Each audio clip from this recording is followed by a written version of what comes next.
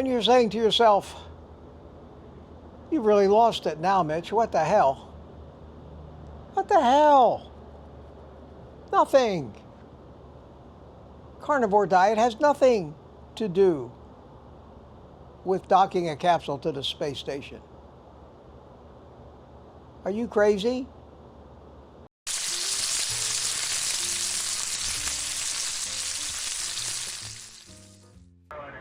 Step 2 now, please.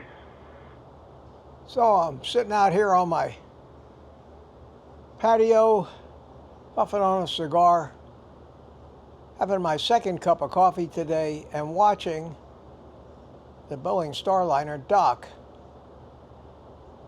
with the International Space Station.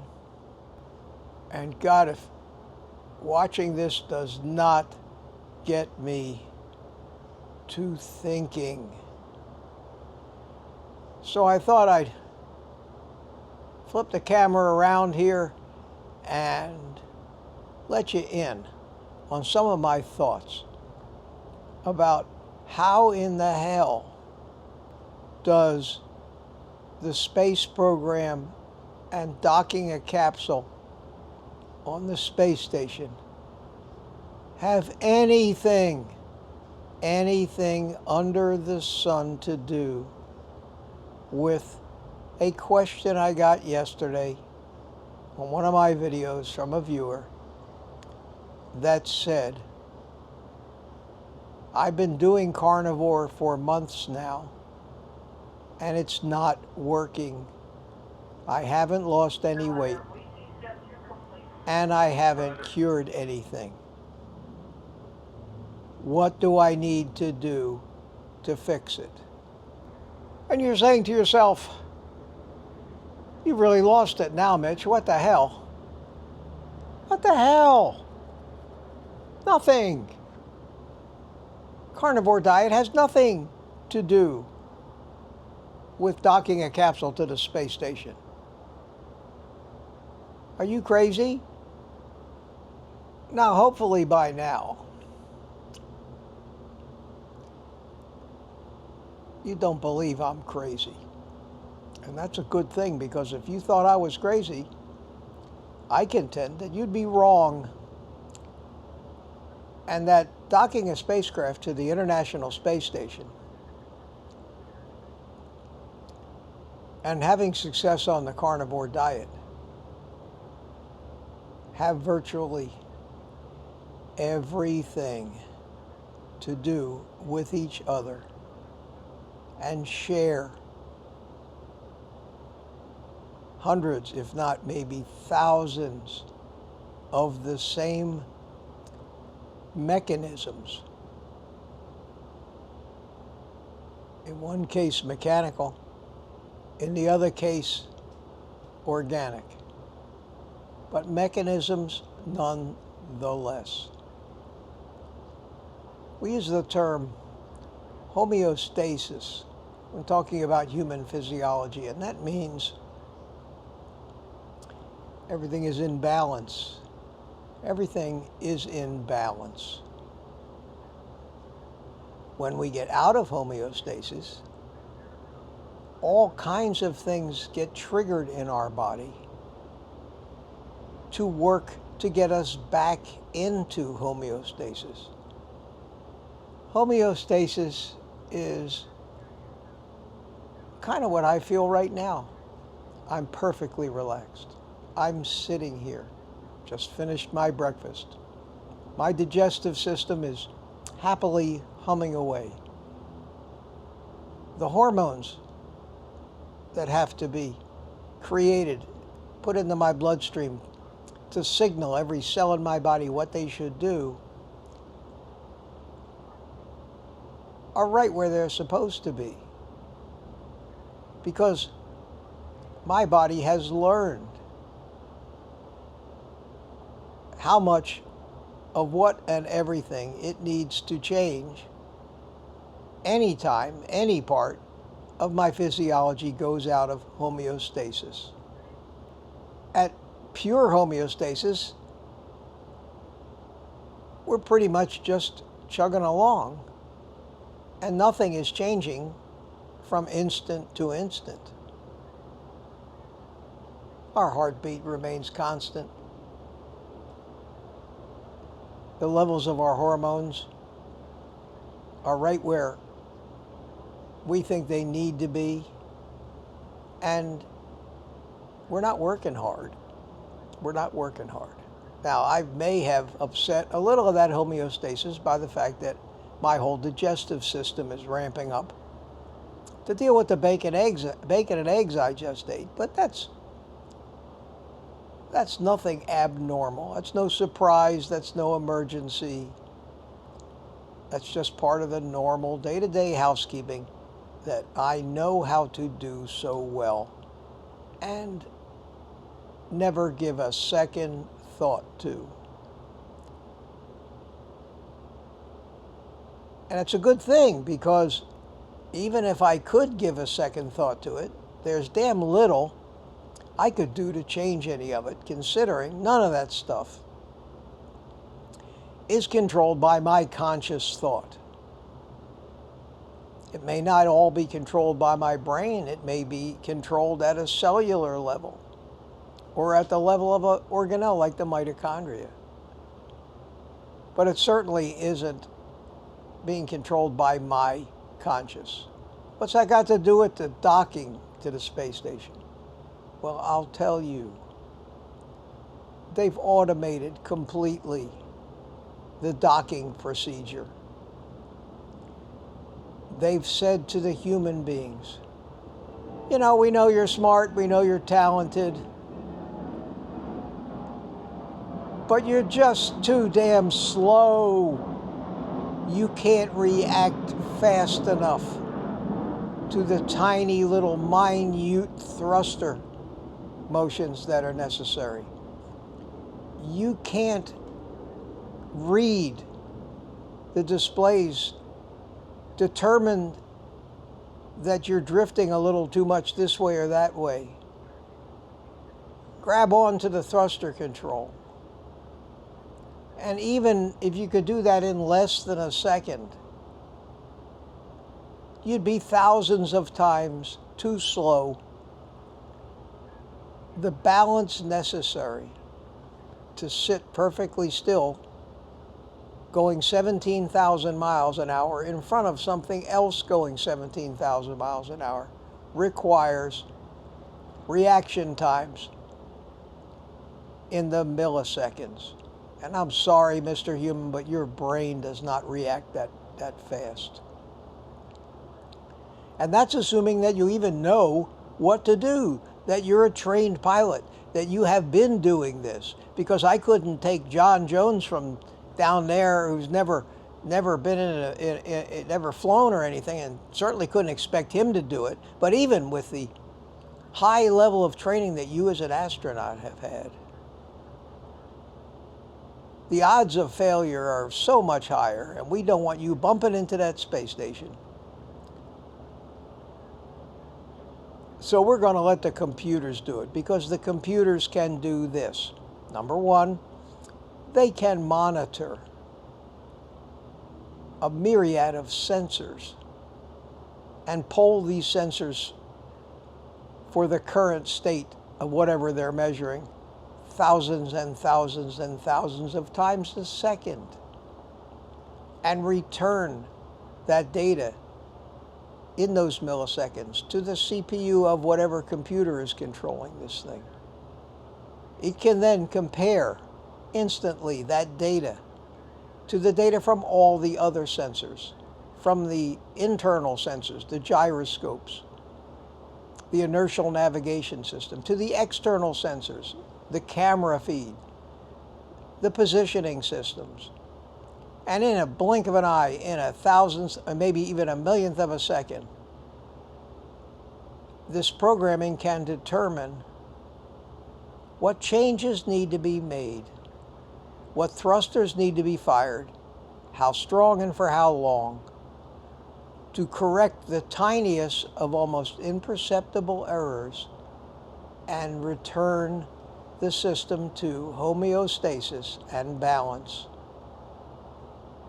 Proceed with its programming to slowly move the spacecraft forward. Don't touch anything until it docks successfully, saving your lives and not destroying the International Space Station. This is exactly how the human body works. This is exactly what our physiology does. That physiology existed way longer than conscious living things have existed. In fact, it's only in the last instant of the timeline of 4 billion years or so since this planet formed that consciousness has even come on the scene. With that, we can assume that animals, and even prehistoric animals, even dinosaurs, had those systems because they could hunt. They were fast. They could react. They lived. All of the different cells in their body, all of the hormones, all of everything was being controlled by their sometimes even tiny little brain. But it was a brain nonetheless. And it had learned and adjusted its programming to strive for homeostasis at all times. We can't effect the control outputs of those systems at all. We cannot will, no matter how strong-willed or how much willpower we think we have, we can't will our insulin levels to go up. We can't will fat out of our fat cells. We can't will our blood pressure to go up. All we can do is perhaps react to things which trigger the programming in our subconscious that does affect those changes. We can consciously choose what to eat. But if we're addicted, even that is taken away from us by our subconscious, and for many, many, many reasons, which I've endeavored so many times to explain. It wins every time. It wins every time. We have discovered that a moderate protein, high fat, almost no carb diet actually works. And one of the reasons I think it works better than most is that it does affect our satiety hormone levels and negates the panic in our subconscious mind when it thinks sugar is in short supply. Now, each one of these things I'm talking about could be a lecture hours long about the intricacies of it. But I'm trying to keep it simple now so that maybe you can understand it. I'm talking about servo control mechanisms, PID controlling mechanisms, automated mechanisms that you tell it what you want and it does what's necessary to make that happen. The thermostat on the wall of your house. You tell it what temperature you want the house to be, and it then regulates the machinery and learns. The steering wheel in your car. You tell it what direction you want the car to go. And you learn. Oops, I steered too much this way. I need to return the steering wheel back that. Whoops, I went too far that way. Now the car's going, I need to go back this way. And after enough of this back and forth, you finally zero in on where that steering wheel needs to be to accomplish the thing that you knew you wanted before you started moving the steering wheel. Same thing with the gas pedal of the car. Same thing with the brakes of the car. Those are simple servo mechanisms. The really complicated ones may have thousands of different sensors that the readings of which have to all be accounted for in figuring out how much that final output needs to change. Certainly in our bodies, these mechanisms, the same concept that regulate hormone production and hormone transportation, because how else do you think the cells in every cell in our body, of trillions of them, know what the hell to do? How do you think each cell knows which form of metabolism to run, fat burning or sugar burning? Or how the fat cells know, is it time to store fat or give up fat? That's how our body gets the message out. The bloodstream goes everywhere, so we put the hormones, the little messengers, in the bloodstream. But somewhere, the correct amount of these hormones compared to the amount of its opposing hormone, like insulin and glucagon, like leptin and ghrelin, and most hormones have a counter hormone. And the purpose of that counter hormone is exactly the same purpose as what they call the integral factor in a PID controller, and that is, if you overshoot once, you adjust that factor so that the next time you go in that direction, you don't overshoot as much. Now, these are hard things to comprehend, but I've been exposed to so much of this stuff in my life. So much of how a computer works, how programming works. From my piloting days, I understand reactions and actions. From my drone days, I became an expert at programming these PID controllers to make sure that the stick inputs that I put on my transmitter didn't cause the drone to go nuts. There was a lot of things already taken into account in the way I programmed that controller so it wouldn't overreact. And that they would call that fine tuning, and you would do a little experiment, make a little change. This is what a driver does when he's trying to determine how much to turn the steering wheel. He's fine tuning it.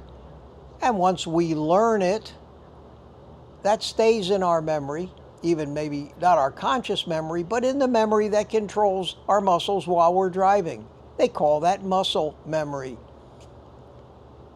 So we don't zig back and forth trying to keep the car in the center of the road. We may have the first time we drove, but after a while, we program our own PID controller in our brain, in our subconscious. It is the subconscious that does all of this. So when I get a question in my comments, why can't I lose weight? I'm overwhelmed by it.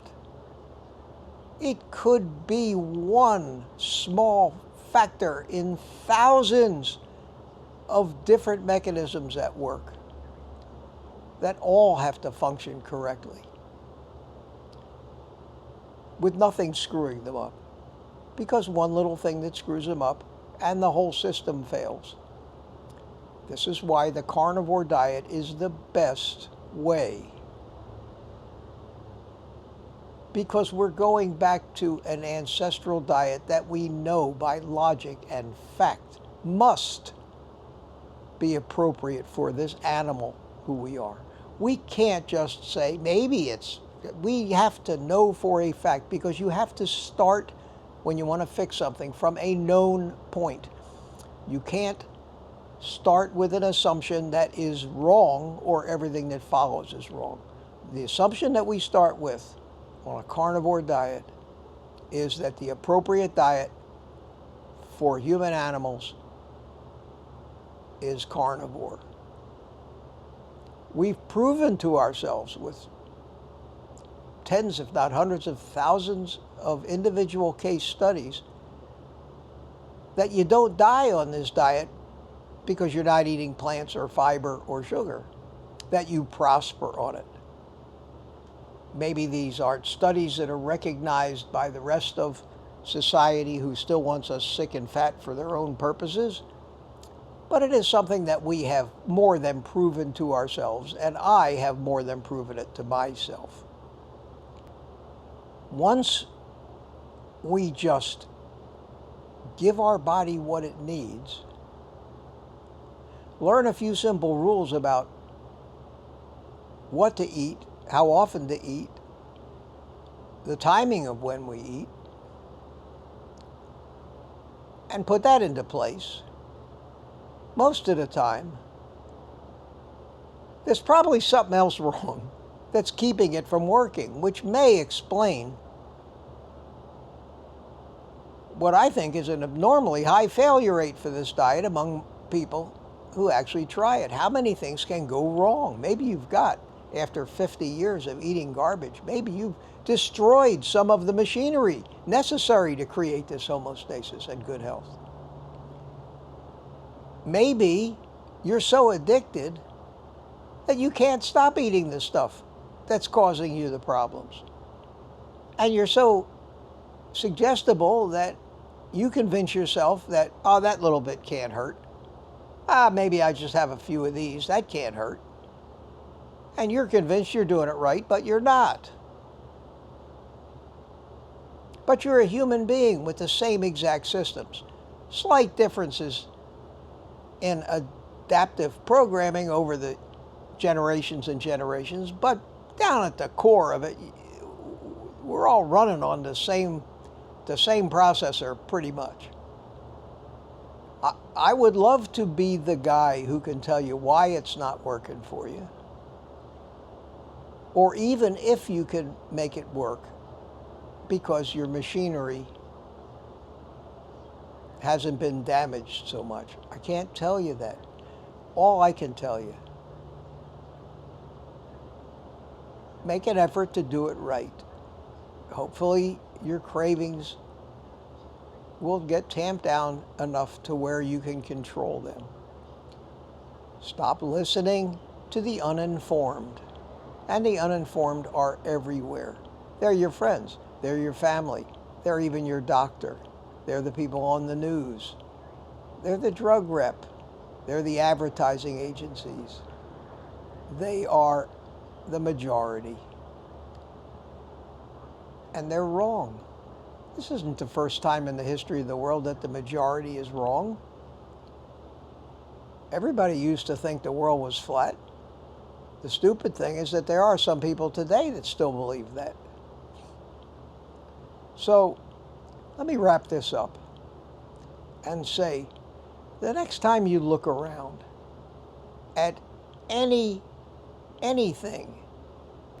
that needs some kind of input to achieve some kind of desired output,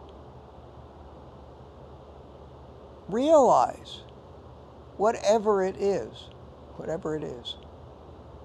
it works exactly like the human body works in trying to maintain everything in proper balance to achieve whatever result it was asked.